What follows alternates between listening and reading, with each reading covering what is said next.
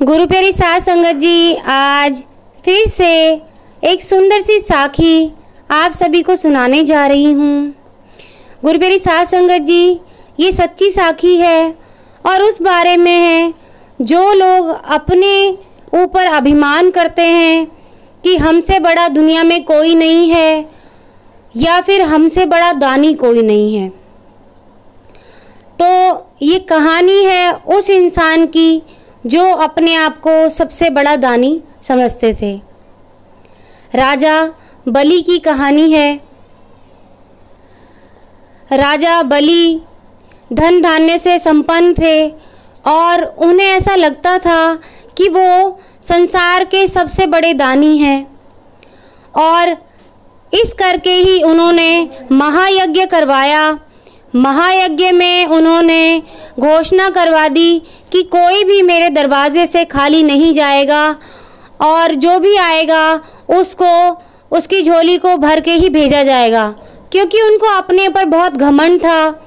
तो उनके घमंड की परीक्षा लेने के लिए, उनके दान की परीक्षा लेने के लिए भगवान विष्णु धरती पर ब्राह्मण का रूप धर के आए। और जब वो ब्राह्मण का रूप धर के आए, बिल्कुल छोटी सी कद लेकर आए थे, 4 फुट का जैसे बच्चा होता है कोई, इतनी कद काठी लेकर वो ब्राह्मण का रूप धर के वहाँ पहुँच गए जहाँ पर यज्ञ हो रहा था, जहाँ राजा बलि ने यज्ञ रखवाया हुआ था दान दक्षिणा के लिए, और ये साबित करने के लिए कि उनसे बड़ा दानी संसार में कोई नहीं है। तो गुरु प्यारी साध संगत जी, जब भगवान विष्णु उनके दरवाजे पर पहुँचे और उन्होंने कहा कि मुझे भिक्षा चाहिए, तो राजा बलि ने कहा कि मांगो, क्या मांगते हो, तुम जो चाहते हो वो तुम्हें आज मिलेगा। तो भगवान विष्णु ने उनसे कहा कि मुझे तो बस 3 पग ज़मीन चाहिए, यानी कि उनके पैरों के हिसाब से नापकर 3 पैर ज़मीन उनको चाहिए थी। तो राजा बलि ने कहा कि आप जहाँ पे भी चाहें, यहाँ पूरी ज़मीन पड़ी हुई है, आप 3 पग ज़मीन नाप सकते हैं। तो राजा बलि ने उनको 3 पग ज़मीन नापने के लिए कह दिया। जब श्री विष्णु ने 3 पैरों से वो धरती नापी तो पहले पैर में पूरे पाताल और आकाश को नाप दिया, दूसरे पैर में पूरी पृथ्वी और पूरे ब्रह्मांड को नाप दिया उन्होंने। और जब तीसरे पग की बारी आई तो उन्होंने राजा बलि से कहा कि अब मैं ये तीसरा पैर कहाँ रखूँ, मैंने तो 3 पग ज़मीन मांगी थी, 2 पग से तो मेरे 2 पग तो पूरे हो चुके हैं, पर मैं ये तीसरा पैर कहाँ रखूँ। तो राजा बलि समझ गए कि ये कोई मेरी परीक्षा लेने आया है जो 2 पग में पूरे ब्रह्मांड, पूरे आकाश पाताल और धरती को नाप सकता है। वो इंसान नहीं है, वो शायद परमात्मा का कोई ना कोई रूप है जो मेरे दरवाजे पर आ खड़ा हुआ है।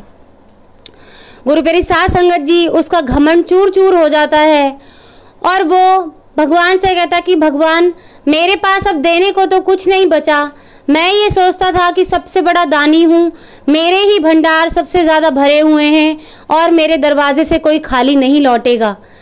तो ये मेरी भूल थी जो मैंने अपने ऊपर घमंड किया, लेकिन अब मैं तुम्हारी शरण में आता हूँ। ये अपना तीसरा पैर आप मेरे सिर पर रख दें और मुझे धन्य करें और मुझे मुक्ति दें मेरे इस अहंकार से। तो गुरु प्यारी साध संगत जी, राजा बलि के इतना कहते ही श्री विष्णु उसके सर पर अपना पैर रख देते हैं। जैसे ही पैर उनके सिर पर लगते हैं, श्री विष्णु के पैर राजा बलि के सिर पर जैसे ही पड़ते हैं तो वो समझ जाते हैं कि ये तो परमात्मा का स्वरूप श्री विष्णु है, क्योंकि परमात्मा का जो छू ले उसको सारी सच्चाई पता चल जाती है पूरे ब्रह्मांड की। तो गुरु प्यारी साध संगत जी, ऐसा ही होता है, उन्हें श्री विष्णु के विराट स्वरूप के दर्शन हो जाते हैं कि ये तो कुंठ लोक से आए हुए श्री विष्णु हैं जो मेरी परीक्षा लेने आए हैं। गुरु प्यारी साध संगत जी, राजा बलि का अभिमान टूट जाता है कि दुनिया में सबसे देने वाला अगर कोई है, सबसे बड़ा दानी, तो वो परमात्मा है और लेने वाला भी है। अगर जो इंसान घमंड करता है तो उससे वो बड़ी जल्दी छीन भी लेता है, वापस ले भी लेता है। अगर परमात्मा देना जानता है तो परमात्मा वापस लेना भी जानता है। तो गुरु प्यारी साध संगत जी, हमें कभी अहंकार नहीं करना चाहिए और ये नहीं सोचना चाहिए कि हमसे बड़ा कोई नहीं है। हमसे बड़ा है इस दुनिया में वो परमात्मा है, जिससे बड़ा ना आज तक कोई हुआ, ना कोई होगा और ना है। तो कभी भी हमें अहंकार नहीं करना चाहिए। अहंकार हमें कितने नाश की तरफ ले जा सकता है, इसका अंदाज़ा आप लोगों को नहीं है।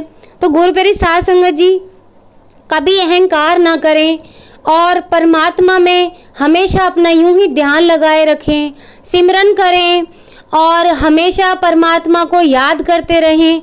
उसके सिमरन में इतनी शक्ति है, क्योंकि राजा बलि ने भी जब सिमरन किया, बाद में जब तीसरे पग को नापने के लिए परमात्मा ने पैर बढ़ाया, तो उन्होंने सबसे पहले सिमरन ही किया कि हे परमात्मा, मुझे दर्शन कराएं, मेरा मार्गदर्शन करें कि ये कौन है जो मेरी परीक्षा लेने आए हैं। जब उन्होंने परमात्मा को याद किया तो परमात्मा ने उनको अपने दर्शन भी दिए सही स्वरूप के। तो गुरु प्यारी साध संगत जी, ऐसे ही अगर हम सिमरन करेंगे तो परमात्मा ज़रूर हमें अपने आप में विलीन कर लेंगे एक दिन, और हम यूं ही भव सागर से तर जाएंगे। तो गुरु प्यारी साध संगत जी, सिमरन की शक्ति को ना भूलें, और कोई ऐसी शक्ति दुनिया में नहीं है जो सिमरन की शक्ति से बढ़कर हो या परमात्मा की शक्ति से बढ़कर हो। तो अपने आप को कभी उस परमात्मा से बढ़कर ना सोचें। आप कुछ नहीं है, उसके पैरों की धूल के एक कण के बराबर भी हमारी हैसियत नहीं है। तो कभी अपने ऊपर घमंड ना करें।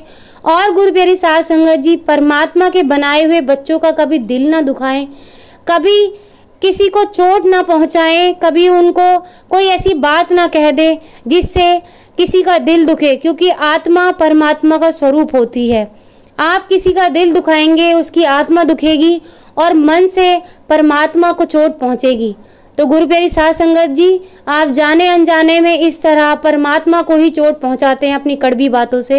तो ऐसी कोई कड़वी बात किसी को ना कहें कि जो किसी के मन को जाके चुभ जाए, किसी को चोट पहुंचाए। गुरु प्यारी साध संगत जी, आपके कड़वे बोल किसी के मन पर बहुत बुरा असर डाल देते हैं। किसी का मन इतना कोमल होता है, बच्चे जितना, कि उसको वो ज़िंदगी भर के लिए वो कड़वे बोल घाव दे जाते हैं। तो गुरु प्यारी साध संगत जी, सबका सम्मान करें, सबको प्यार बांटें। जिस दिन आपने प्यार बांटना सीख लिया, जिस दिन आपने हंसी बांटनी सीख ली, आपकी ज़िंदगी में केवल पॉजिटिविटी आएगी। हमेशा हंसी और खुशी आपकी ज़िंदगी में बनी रहेगी। आपका सुख हमेशा ऐसे ही बना रहेगा और आप इस मानस जन्म को त्याग के उस परमात्मा में विलीन हो जाएंगे, अगर आप इसी तरह से कोई पाप नहीं करेंगे तो गुरु प्यारी साध संगत जी, आज इसी के साथ मैं अपनी साखी को समाप्त करती हूँ। आपको अगर मेरी साखियाँ पसंद आ रही हैं तो ज़रूर लाइक करें, कमेंट करें और मेरे चैनल को सब्सक्राइब करें और मेरी वीडियोज़ को शेयर ज़रूर करें।